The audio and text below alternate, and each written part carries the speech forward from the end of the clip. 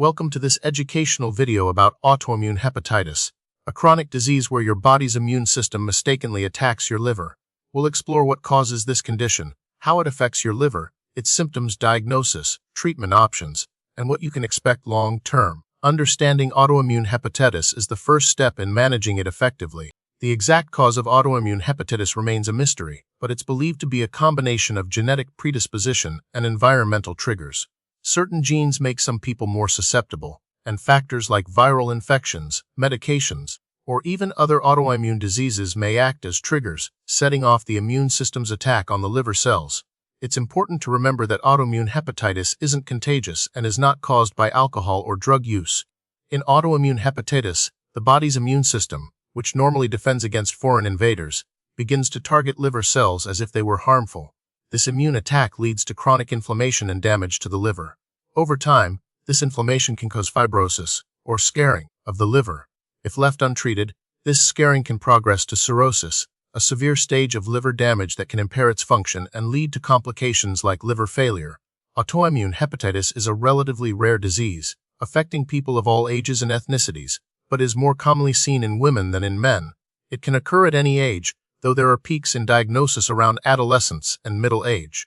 While the exact prevalence is difficult to determine, it's estimated to affect a small percentage of the population worldwide. The symptoms of autoimmune hepatitis can vary significantly from person to person.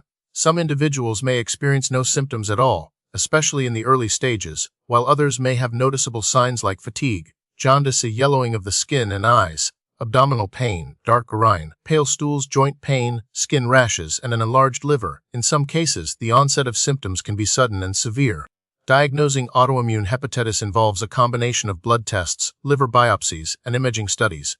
Blood tests can reveal elevated liver enzymes, indicating liver damage, as well as the presence of specific autoantibodies, which are antibodies that attack the body's own tissues. A liver biopsy, where a small sample of liver tissue is examined under a microscope, is crucial for confirming the diagnosis and assessing the extent of liver damage.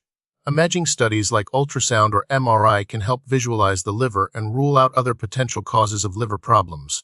Autoimmune hepatitis is generally classified into two main types, type 1 and type 2. Type 1 is the more common form and is characterized by the presence of anti-nuclear antibodies, ANAND, or anti-smooth muscle antibodies, SM. Type 2 is less common and is characterized by the presence of anti-liver kidney microsome type 1 antibodies, anti-LKM1. These classifications can help guide treatment decisions.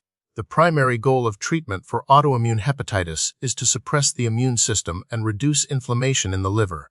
This is typically achieved with medications that suppress the immune system, such as corticosteroids like prednisone and azathioprine. These medications can help to control the disease, prevent further liver damage, and improve overall health.